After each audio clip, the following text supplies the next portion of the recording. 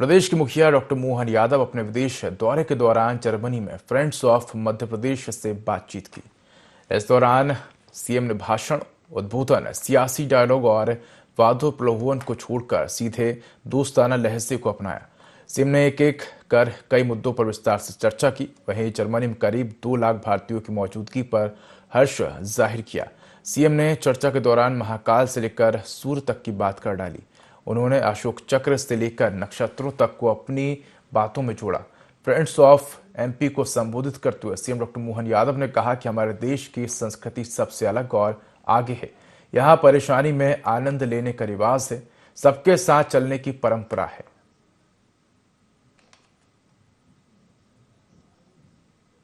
यात्रा का उद्देश्य है कि हम अधिकतर अपने समय का सदुपयोग मध्य प्रदेश के लिए, मध्य प्रदेश के युवाओं के लिए, युवाओं के रोजगार के लिए, औद्योगिकरण के लिए, देश और दुनिया के सामने मध्य प्रदेश की एक सशक्त आर्थिक ताकत बनाने के लिए हम काम करें। और इसीलिए हमने प्रतिपल प्रति मिनट इस बात का ध्यान दिया है।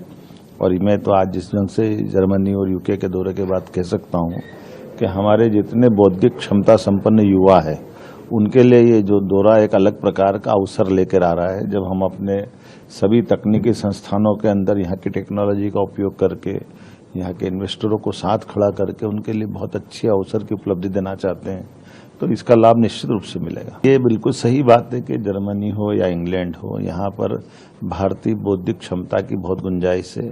हमारे यहाँ ये भी एक बात है कि मध्य प्रदेश हो या पूरा देश हो, हमारे यहाँ स्किल में बड़ी संभावना है। और अगर इनको भाषा का थोड़ा ज्ञान करा दें तो ये हमारे लिए वर्क फोर्स बन करके मध्य प्रदेश को, देश को यहाँ से उनके एक संबंध जोड़ते हुए, यहाँ बड़े पैमाने पर देश तो बहुत धनी है लेकिन मैन पावर की कमी है। तो ऐसे में मैन पावर हम दे दें और ये हमको टेक्नोलॉजी दे दे, एक दूसरे के पूरक बन करके हम आगे बढ़ेंगे। मुझे संतोष है इस बात का कि जिस प्रकार से हमने प्लान बनाया था उस हिसाब से हमको सफलता भी मिली और मुझे समझने सीखने का मौका भी मिला। हमारी सारी टीम ने एकजुटता के साथ जिस ढंग से यहाँ काम किया है, आने के पहले प्रॉपर हमारे लोगों ने यहाँ करके होमवर्क किया। उनने आने के बाद इस योजना से कि इस यात्रा का प्रत्येक मिनट, प्रत्येक कार्यक्रम सफल हो, मैं अपने लोगों को बधाई देना चाहूँगा। एकजुटता के साथ अच्छी प्लानिंग जब बनाते तो रिजल्ट अच्छा आता है। जर्मनी से भी वही मिल रहा है, जर्मनी तो और आगे जा रहा है। मुझे ऐसा लग रहा है कि जर्मनी के अंदर की एक आग है जिस आधार पर उनने यहाँ की भविष्य की चुनौतियों को समझ लिया है। आबादी की संकट है, बाकी आसपास की कई सारी चीज़ों के जो परंपरागत रूप से जिनके आधार पर जर्मनी आगे बढ़ता है, उनकी कई चुनौतियाँ हैं। उन चुनौतियों के बीच में से जर्मनी ने अपना रास्ता ढूंढा है कि वो अपनी टेक्नोलॉजी को बाकी देशों में जाकर शेयर करे और उसके भरोसे से वो अपनी भविष्य की यात्रा पूरी करे। ऐसे कई प्रस्ताव हमको मिले जिस आधार पर मध्य प्रदेश को इसी भरोसे से आगे बढ़ने का मौका मिल रहा है। और प्रत्येक सेक्टर में जिसमें हम आगे बढ़ने की बात सोचते हैं, एग्रीकल्चर का हो, हमारा एआई का हो, हेल्थ का हो, एजुकेशन का हो, नई टेक्नोलॉजी का हो, हेवी इंडस्ट्री का हो, सभी सेक्टर में अच्छा रिस्पांस है। जर्मन वालों को समझाना नहीं पड़ता है, जर्मन वाले समझते भी सब है और भविष्य को पढ़ते भी अच्छे से। और मुझे इस बात का संतोष है कि वो मध्य प्रदेश की प्रगति से अवगत हैं, यशस्वी प्रधानमंत्री के सुशासन से अवगत हैं।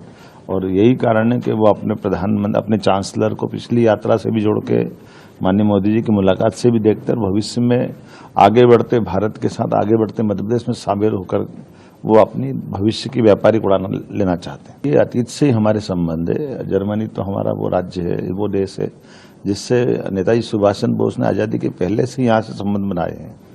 जर्मनी सदैव भारत का प्रशंसक रहा है। हमारी साझा विरासत बहुत गौरवशाली रही है। हमारे वेदों को दुनिया से परिचित कराने वाला अगर कोई देश है तो ये जर्मनी है, जिसमें मैक्स मुलर साहब ने कई साल पहले हमारे इस वेदों का अनुवाद करके दुनिया को वेद के उस ज्ञान से परिचय कराया है, संस्कृत के ज्ञान से परिचय कराया है। साझा संस्कृति में हमारी जर्मनी से सदैव संबंध हमारे बहुत अतीत के काल से बहुत अच्छे हैं।